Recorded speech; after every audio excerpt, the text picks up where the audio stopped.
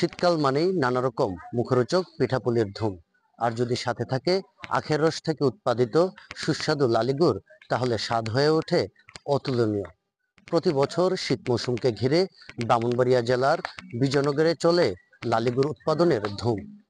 উপজেলার বিষ্ণুপুর, দুলালপুর সহ বিভিন্ন গ্রামে অন্তত 10 থেকে 12 জন উদ্যোক্তা এই আখের রস থেকে লালিগুড় উৎপাদনের সাথে জড়িত।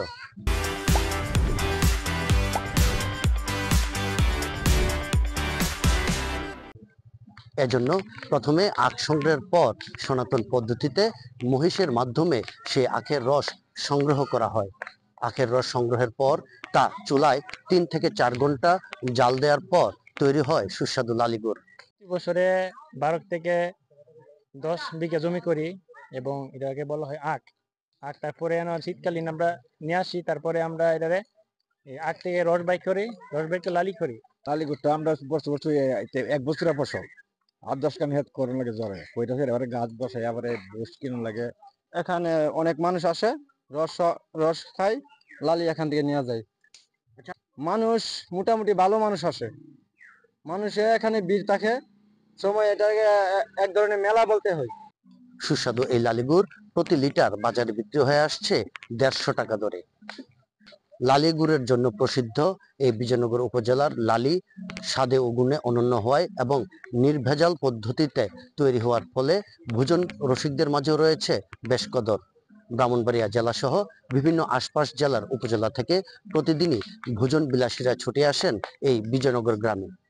লালিগুড় উৎপাদনের সাথে জড়িতরা জানিয়েছেন, প্রাচীন এই পেশার সম্প্রসারণে কৃষি বিভাগকে আরো পরিকল্পিত উদ্যোগ গ্রহণ করতে হবে। সংশ্লিষ্টরা জানিয়েছেন, প্রতি বছরের মতো এবছরও ব্রাহ্মণবাড়িয়া জেলায় অন্তত 2 কোটি টাকার লালিগুড় কেনাবেচা হবে। এতে একদিকে যেমন কৃষকরা লাভবান হবে, তেমনি সমৃদ্ধ হবে গ্রামীণ অর্থনীতি।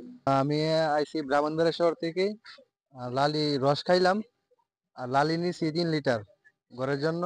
আমার আম্মু আব্বু খাইবো, আমার ছোট ভাই বোন খাইবো, পিঠা দিয়ে খাইবো, শীতের সিজন। এটা আমাদের এলাকার ঐতিহ্যবাহী, আমাদের দাদা কাল থেকে ধরে আমার আব্বা এবং দাদা থেকে ঐতিহ্যবাহী এই লালি, এটা আমাদের সুস্বাদু। তো বর্তমান বাজারে আমরা এত অরিজিনাল কিছু পাই না, আমাদের ওগুলোর মধ্যে অনেক ধরনের ভেজাল থাকে, অনেক কিছু মেশানো থাকে। তো এই কারণে আমরা এখানে আসছি। হ্যাঁ, আমি খেয়েছি, ট্রাই করেছি, তো আমার কাছে খুব ভালো লাগছে। তো আমি আমার ফ্যামিলির জন্য নিয়ে যাব।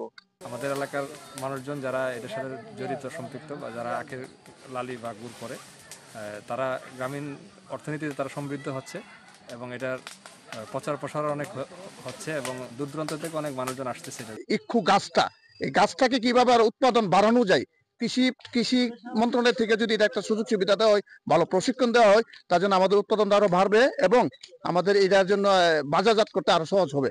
কৃষি বিভাগ বলছে, লালিগুড় উৎপাদনকে ঘিরে ব্রাহ্মণবাড়িয়া জেলায় চলতি মৌসুমে 70 হেক্টর জমিতে আখের আবাদ করা হয়েছে, যার বেশিরভাগই ব্যবহৃত হচ্ছে লালিগুড় উৎপাদনে। তাই ব্রাহ্মণবাড়িয়ায় উন্নত ও নতুন জাতের আখের জাত সম্প্রসারণেও কাজ করছে বিভাগটি। স্থানীয় যে জাতটা দিয়ে তারা আখের রস বের করে যে লালিটা উৎপাদন করে, সেখান থেকে রসের পরিমাণ কিন্তু খুব কম থাকে।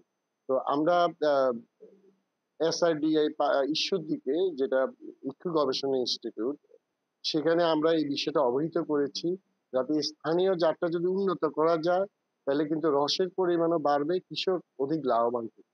তো আমরা এই বছর আশা করছি প্রতি কেজিতে 150 থেকে 160 টাকা দরে বিক্রি হচ্ছে। ব্রাহ্মণবাড়িয়া জেলায় এই বছর প্রায় 2 কোটি টাকার মতো লালি উৎপাদন হবে বলে আমরা আশা করছি। গ্রামীণ অর্থনীতিতে ভূমিকা রাখা এই পেশার বিকাশে কৃষি বিভাগ পরিকল্পিত উদ্যোগ গ্রহণ করবে, এমনটাই প্রত্যাশা সকলের।